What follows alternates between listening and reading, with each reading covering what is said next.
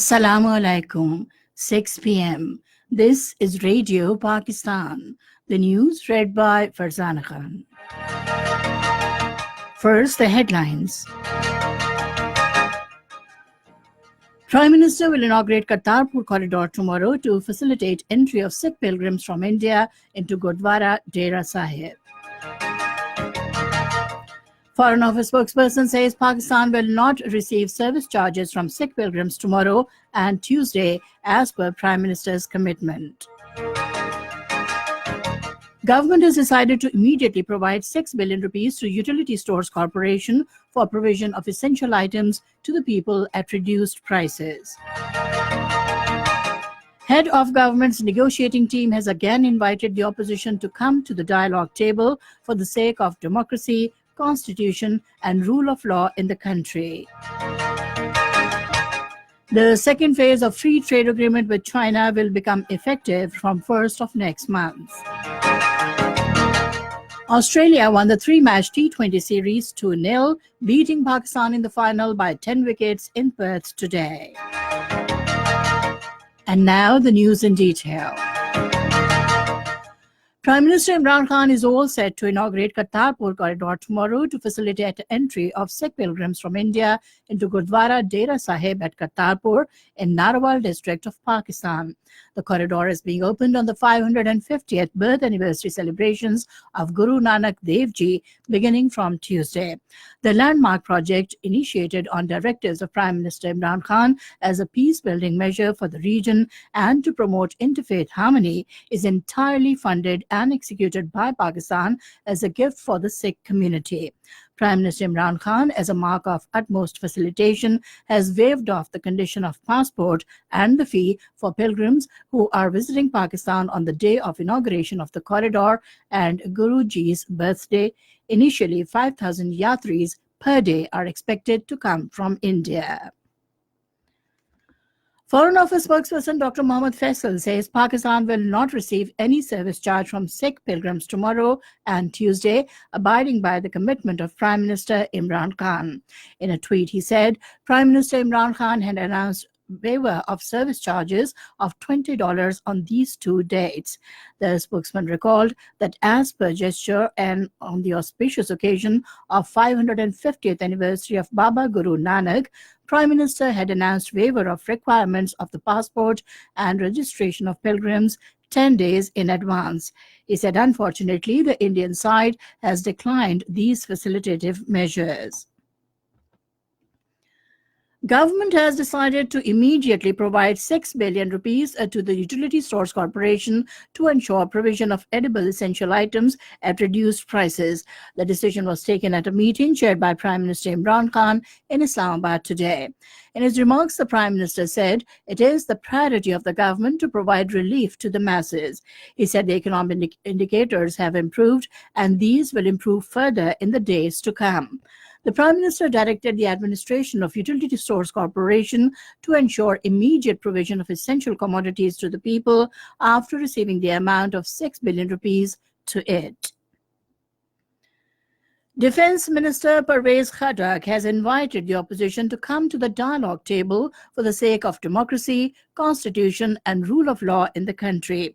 Responding to a point of order raised by PPP leader Raja Pervez Ashraf in the National Assembly, he said opposition talks of democracy and law, but it is not ready to sit on the dialogue table to sort out issues. He said the people of Pakistan have rejected the opposition parties in general elections and they should accept the voters' verdict. Leader of House in the Senate, Shibli Farah, says the opposition is defending the corruption under the pretext of democracy. He was speaking on a motion moved in the Senate by Senator Raja Zafrul Haq and others regarding the alleged political victimization and denial of fundamental rights to members of opposition parties and revocation of citizenship of a former member of parliament. Shibli Farah said the political leaders should work for the betterment of the country instead of weakening its institutions. Special Assistant to Prime Minister on Information and Broadcasting Firdaus Ashikawan has urged Chief of JUIF Maulana Fazlur Rahman to uphold democratic and constitutional norms. In a series of tweets today, she said making UN cry over the election rigging after 1 year is nothing but to hoodwink the masses and weaken the democratic system. She said if the elections were rigged, then why did Maulana Fazlur Rahman contest the presidential elections and his son took oath as member of the National Assembly? She said dialogue is part of democratic process of which Maulana Fazlur Rahman has been the firm supporter.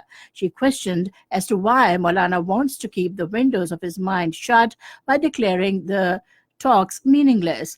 The special assistant asked Maulana Fazlur Rahman to shun intransigence and have mercy on his workers facing severe weather conditions.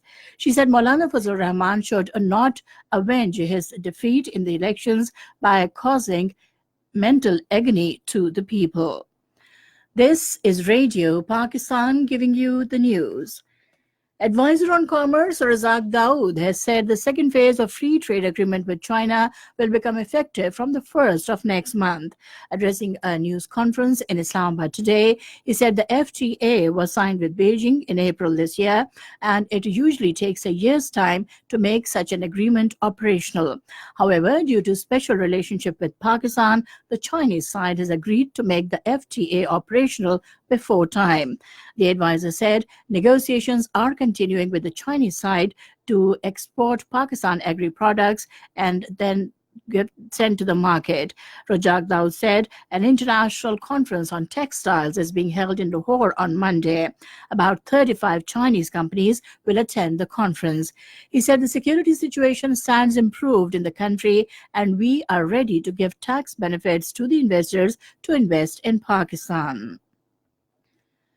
Economic Coordination Committee has directed to complete the process of privatization of National Power Parks Management Company on accelerated basis.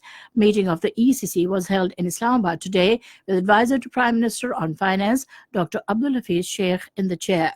The meeting considered various proposals and options for complete or partial use of gas imported from Qatar till 2025 and gas power plants managed by National Power Parks Management Company.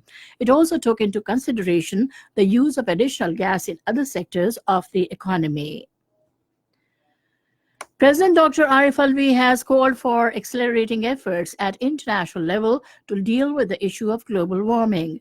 Addressing the closing session of 7th International Union for Conservation of Nature Regional Forum in Islamabad today, he said the governments, political leaders, and the communities need to come together to protect the environment. The president pointed out that Pakistan makes a little contribution to the greenhouse emissions, but it is among the countries most vulnerable to the climate change. He said the PTI government executed 1 billion tree tsunami project in Khyber Pakhtunkhwa without any political motives. Leading U.S. daily The New York Times says Indian military clampdown in occupied Kashmir has adversely affected children as 1.5 million of them are out of school since the imposition of lockdown on August 5th. In a special feature in Leaning Network, the paper has highlighted the adverse effects of Indian military siege on school children. Terming the situation cooped up and traumatized for the children, the paper noted that contrary to Indian government's claims of normalcy in the territory, school doors are shuttered indefinitely. The paper and emotionally affected the Kashmiri children. China and the United States have agreed to roll back tariffs on their goods in first phase of a trade deal if it is completed. The rollback is part of first phase of the trade deal that is being put to paper for US and Chinese presidents to sign. Chinese Commerce Ministry said the two countries have agreed to cancel tariffs in phases. On the other hand, White House spokeswoman Stephanie Grisham told the Fox News that the United States is very optimistic about completing a deal that would defuse the 10-month trade war between the two countries. And now cricket. Australia won the three-match T20 series 2-0, beating Pakistan by 10 wickets in Perth today. Batting first, Pakistan scored 106 runs for a loss of 8 wickets in stipulated overs. In reply, Australia chased the target in 11.5 overs without any loss. And finally, the weather report. Mainly dry weather is expected in most parts of the country, while cold in northern areas during the next 12 hours.